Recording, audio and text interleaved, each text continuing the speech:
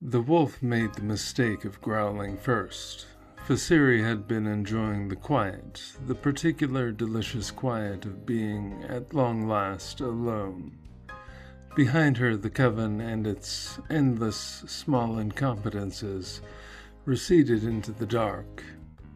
Ahead lay the deep underrealm and everything it had spent ages hiding from her. She had walked out of the witch's den that morning, past the narrowed eyes of her second, who did not understand and did not need to, and every step since had felt like shrugging off a wet cloak. Centuries of tending fools. She was owed this. The wolf came at her from a side passage, black as the tunnels themselves, all muscle and intention. A younger witch might have been impressed by it. It was, in its way, magnificent. She did not break stride, a small motion of one hand, the reagents already spent in her mind before her fingers moved, and the beast's snarl folded in on itself and came out the other side as a wet, bewildered croak. Where the wolf had been, a toad sat, blinking in the dark, dazed, trying to understand the sudden smallness of the world. Facirri regarded it without heat. There was no anger in her. Anger was for people who could be threatened, and she could not. The thing had simply chosen poorly, as so many things did. She considered for a moment whether to leave it. It was no longer dangerous. It was no longer anything. But waste offended her more than malice did, and a transmuted familiar left intact was a loose thread, and besides, she had walked a long way to be in a mood this good. She raised her foot, somewhere far deeper than the toad had ever crawled in. Caverns she had crossed the whole underrealm to reach.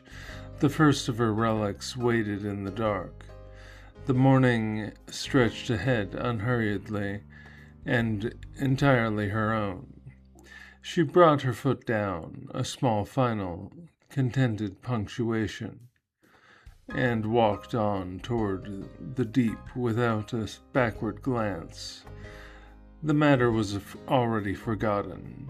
The tunnel ahead narrowed into a throat of wet stone.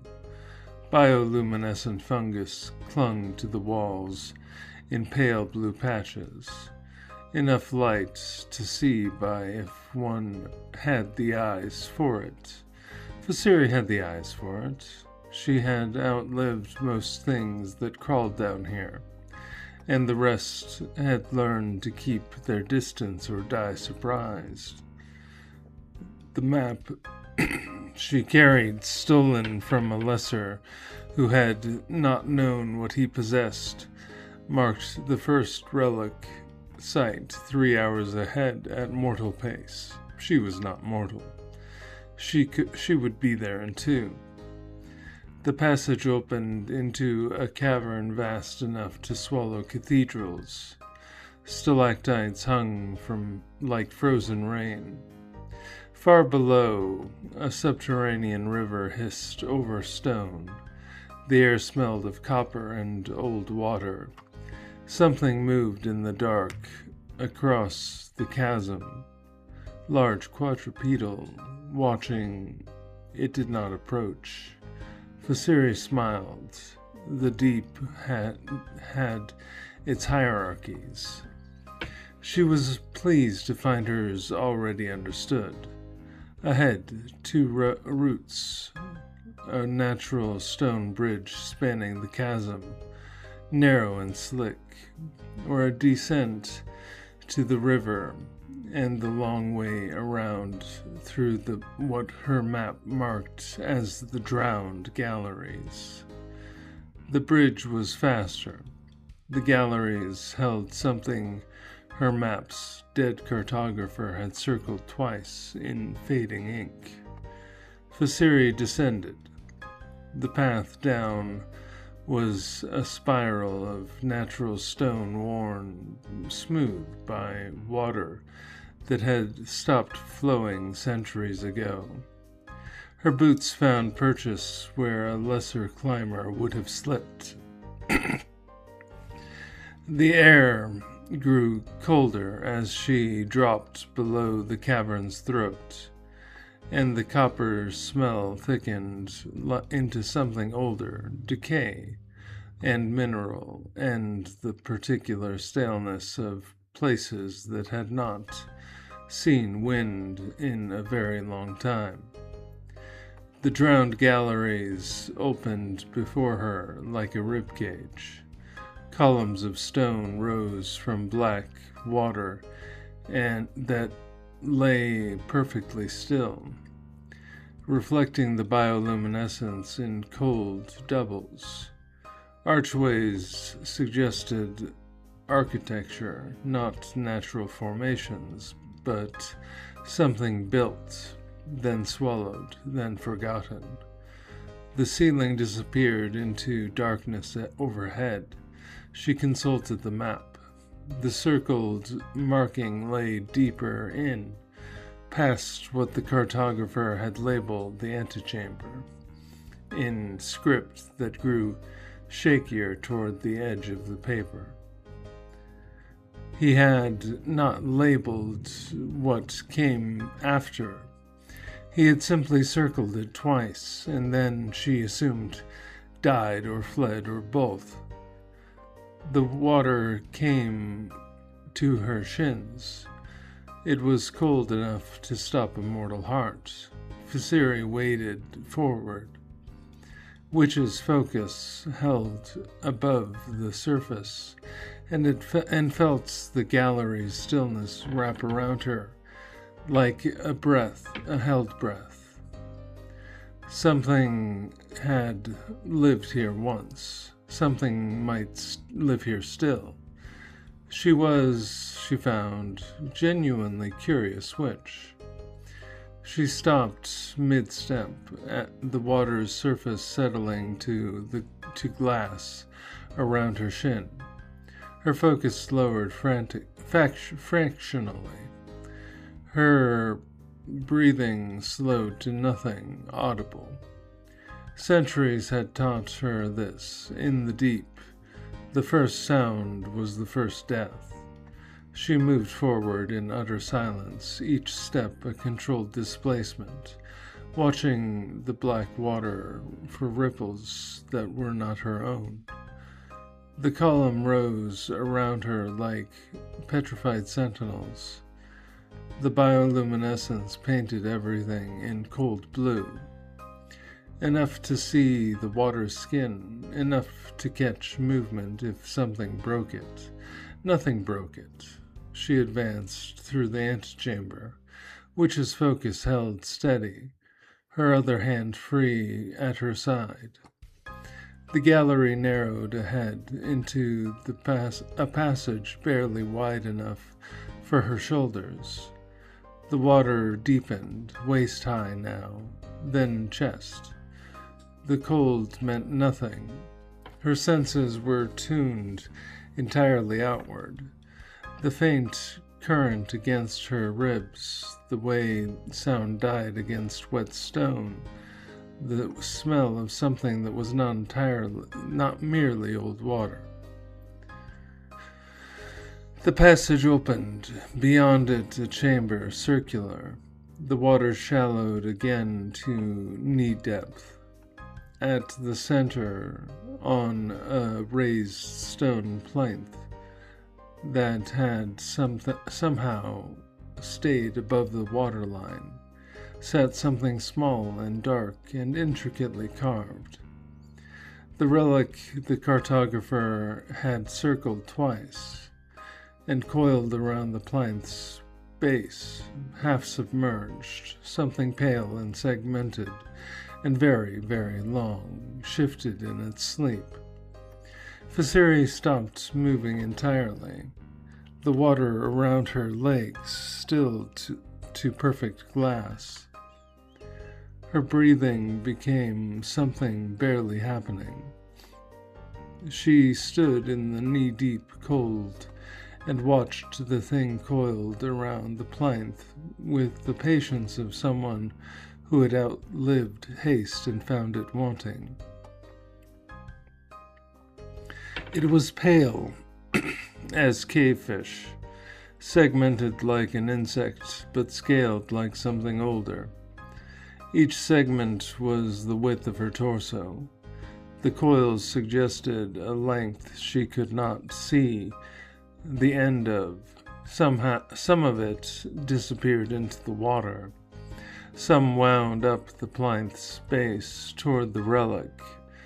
The head, if it had one, was submerged or hidden.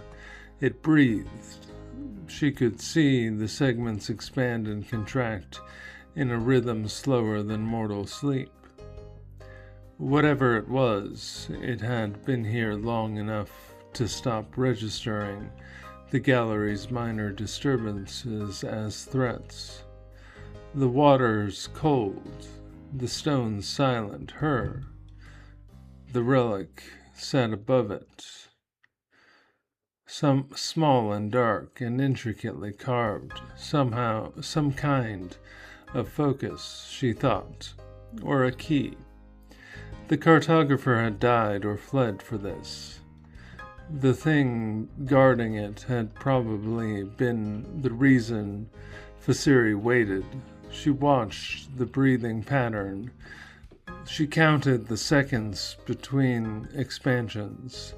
She noted which direction the head likely faced, based on the coil's orientation. She was not going to be surprised. She was going to be, if anything, correct. Facirri plucked a pebble from the shallow water at her feet, held it between her thumb and forefinger, and whispered the transmutation into its stone heart. The pebble softened, writhed, became a fingerling fish, pale and wriggling and precisely the size of something injured. She dropped it 10 feet to her left. The fish hit the water with a soft plop and began thrashing in the instinctive wet panic of something that had been stone a breath ago and did not understand what it was now. The sound was small. The ripples spread in perfect circles. The pale thing's breathing stopped. Then it moved. Not the slow contraction of sleep, but a sudden uncoiling, segments sliding over stone with a wet hiss, as the head, wide as a barrel, eyeless, mouth a vertical split lined with inward curving teeth, rose from the water and oriented toward the sound. It struck fast. The fish disappeared into the maw with a wet crunch. The thing's body followed the momentum, coils sliding off the plinth's base as it repositioned. Half its length was now in the water near where Facirri had thrown the bait. The plinth stood unguarded. The relic sat exposed, 15 feet away, accessible if she moved now, while the thing was preoccupied. Or she could wait, see if it returned to sleep, see what it did when it realized the fish had been alone. Facirri drew a second stone from the water, this one larger, the size of a fist, and held it longer, letting the transmutation deepen. The stone became muscle, fin, a proper fish with working gills, and the frantic energy of something that wanted badly to survive. She threw it hard toward the chamber's far end, past the plinth, into the deep water where the gallery narrowed into another flooded passage. The fish hit with a heavier splash and began thrashing its way toward the dark, instinct driving it away from the open chamber into what it mistook for safety. The pale thing's head snapped toward the new sound. Its body followed, a long, wet uncoiling as it slid fully off the plinth and propelled itself through the water with shocking speed, segments rippling in synchronized waves. It closed the distance to the far end of the chamber in seconds, then followed the fish into the narrowed passage, its tail disappearing into the black. The chamber was empty, the water stilled, the plinth stood unguarded, the relic within easy reach. Facirri moved forward through the knee-deep water, witch's focus ready, her steps soundless. She reached the plinth in 5 strides. The relic was a carved sphere of black stone no larger than a child's fist, covered in glyphs she recognized as pre-convergence, binding, script, powerful, older than most kingdoms, exactly what she had come for. From the flooded passage came a wet crunch, then silence, then the sound of something large turning around in a space barely wide enough for it. Facirri closed her hand around the relic, cold, dense, humming with centuries of bound power, and slipped it into the pocket sewn inside her cloak. The glyphs were already singing to her. She would parse them later. Somewhere the thing could not interrupt. She drew the transmutation inward, this time not outward. Her body softened at the edges first, skin to vapor, bone to weightless drift. The water around her legs no longer held resistance. She rose as a mist, formless and patient, spreading across the chamber's ceiling in a thin veil that caught no light and made no sound. The pale thing emerged from the passage below, segments scraping stone as it hauled itself back into the gallery. It moved directly to the plinth, coiled around the base, and went still. Its eyeless head swept the empty platform once, twice. Then it settled into the breathing rhythm again, slow, deep, untroubled. Facirri drifted toward the chamber's entrance, a wisp of gray against black stone. The thing below did not look up. She passed through the archway and let the current carry her back the way she had come, weightless and utterly satisfied. When she was 3 galleries distant, she allowed herself to coalesce, mist to flesh, standing knee-deep in different water. The relic's weight solid and real against her ribs.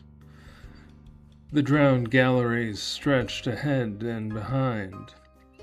The relic was hers. The map showed 2 more sites within a day's travel, both deeper.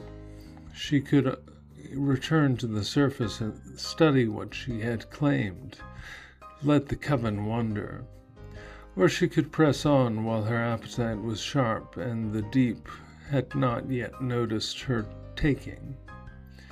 Facirri stopped where she was, thigh-deep in the cold water of the gallery, and drew the relic from her cloak. The black stone sphere sat heavy in her palm, its surface covered in glyphs that had been old when the drow first descended. She brought her witch's focus close, a sliver of carved bone that had outlasted 3 generations of lesser witches, and let its resonance map the binding glyph. The glyphs were layered. The outer ring was containment, a prison logic meant to hold something with will and shape. Her inner ring was older, stranger, symbols she recognized from fragments in the Coven's oldest grimoire. The one her second had never been permitted to read. Sympathetic binding.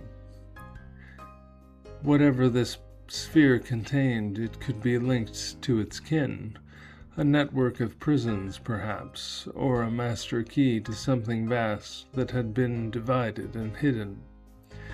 She turned the sphere slowly, tracing the script with her focus. The hum deepened. One glyph near the sphere's base was cracked, not broken but weakened. Old damage, or intentional. If she pressed power into the crack, the binding might open. Or it might collapse inward and take her hand with it. Behind her, deeper in the drowned galleries, something large moved through water. Not the pale thing. That was still coiled on its plinth. Something else. The sound was distant but deliberate. The rhythm of a body that knew where it was going. Facirri could open the relic here, now, and learn what it truly held, or she could keep it sealed and move. Either back toward the surface where she could work uninterrupted, or deeper toward the second sight, while whatever was moving had not yet found her. Facirri slipped the relic back into her cloak and turned toward the surface. The appetite could wait. She had centuries of practice letting it wait. The galleries stretched behind her, darker and deeper and full of things that had noticed her now, but she was already gone. Moving through the knee-deep water without sound, her steps placed where the stone was smoothest, and the water would not betray her. The sound behind her continued, methodical, unhurried. Whatever it was not hunting. It was simply present, occupying the same dark she had just vacated. She did not look back. Looking back was for creatures with doubt.